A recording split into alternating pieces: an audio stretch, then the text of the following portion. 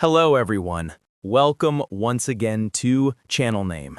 If you're new here, this is your space to dive into the deepest mysteries of Mexico. Those stories whispered in the darkness that have been passed down from generation to generation. And if you're already part of this community, thank you for coming back. Because today, I have a story that will freeze your blood. Don't forget to leave your like, subscribe, and hit the bell so you don't miss any of these stories. And now, turn off the lights, get comfortable, and let me take you to a night in 1914 that would change a woman's life forever. Before we begin, let me tell you about the Nahual, one of the most feared creatures in Mexican folklore. The Nahual is not just a simple monster, it's a sorcerer, a human being who has made a pact with dark forces to obtain a forbidden power, the ability to transform into an animal. It can be a black dog with red eyes, a jaguar, a coyote, or even a bird of prey, but it always retains something human in its gaze, something that lets you know what you're seeing is not natural. It's said that Nahuals protect ancient treasures, stalk solitary travelers, and feed on fear. According to tradition, if you manage to wound it in its animal form, the next day you'll find a person in the village with the same wound, thus revealing their true identity. But the most terrifying thing about the Nahual isn't its form, its intelligence, because it thinks like a human but hunts like a beast. And tonight, I'll tell you the testimony of Refugio Martínez, a woman who, during the Mexican Revolution, had an encounter that would haunt her for the rest of her days. It was the year 1914. The Mexican Revolution had turned Mexico into a battlefield. The towns in the center of the country lived in constant anxiety.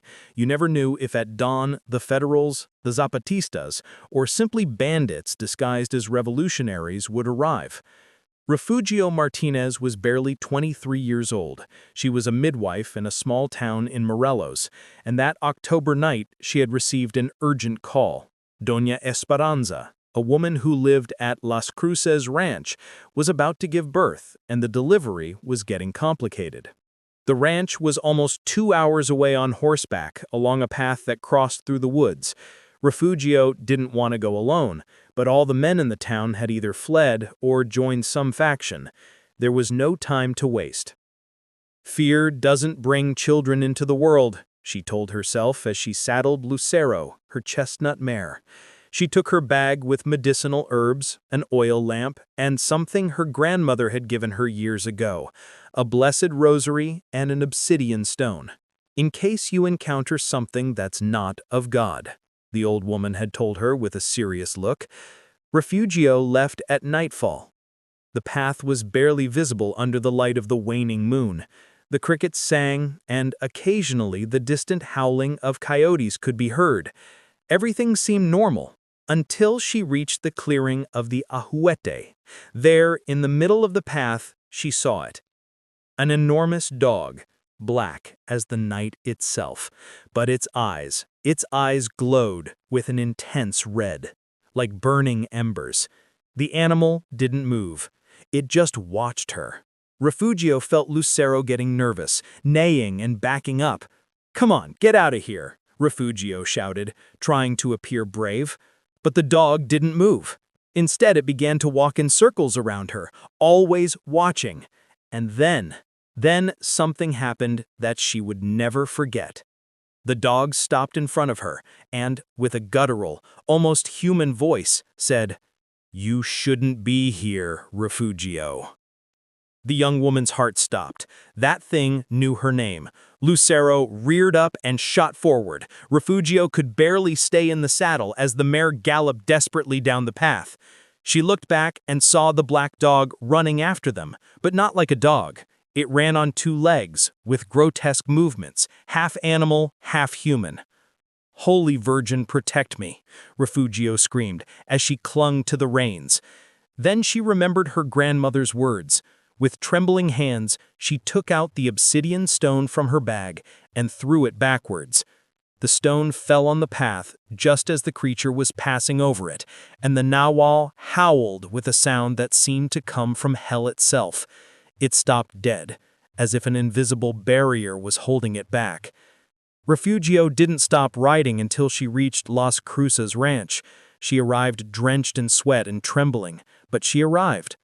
Throughout the night, she helped Doña Esperanza bring her son into the world, a healthy baby who cried loudly at birth. But Refugio couldn't stop looking out the window, expecting to see those red eyes in the darkness. At dawn, when everything was over, Don Jacinto, Doña Esperanza's husband, offered for her to stay until there was more light. Refugio gratefully accepted. While they drank coffee, Don Jacinto asked her, "Did you encounter anything strange on the road, young lady? You look very pale." Refugio hesitated, but finally told what had happened. Don Jacinto turned pale. "The Nahual of the woods," he whispered. "It hasn't appeared in years. They say it's Don Severiano, the healer who lives near the Ahuete. Some have seen him with wounds he can't explain every time someone encounters that beast." She spent the night helping Doña Esperanza deliver a healthy baby, though the entire time she expected to see those red eyes outside the window. At dawn, Don Jacinto offered her shelter until daylight strengthened. While sharing coffee, he noticed her pale face and asked what she had encountered. After hearing her story, he whispered, "The Nahual of the woods. They say it's Don Severiano, the healer near the Ahuehuete. He always bears strange wounds after someone meets that beast." Before she left, he handed her a silver amulet and a handful of corn seeds. "Pray aloud when you reach the Ahuehuete. Nahuales fear true faith, and if it chases you again, throw the corn. The Nahual will be forced to count every seed." At noon, Refugio began her return. Her heart pounded as she approached the clearing. There sat Don Severiano under the tree, his leg bandaged, eyes full of resentment. She greeted him firmly, clutching the amulet. "You hurt me last night," he hissed. "That cursed stone burned like holy fire." Refugio kept her composure. "I have no quarrel with you." "But I have one with you," he growled, as his eyes began to glow red. "No one wounds a Nahual and lives." He began to transform, bones cracking, body contorting. Refugio prayed the Lord's Prayer aloud.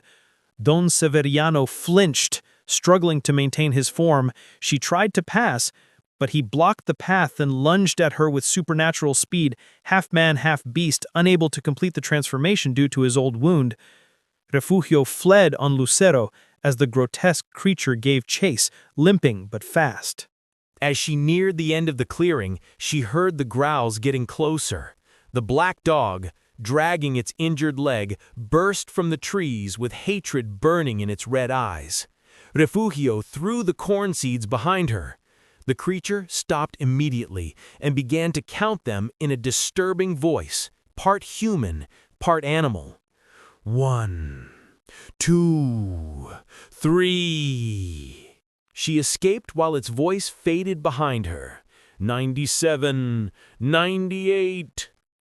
3 days later, Don Severiano was found dead in his hut, his leg gangrenous.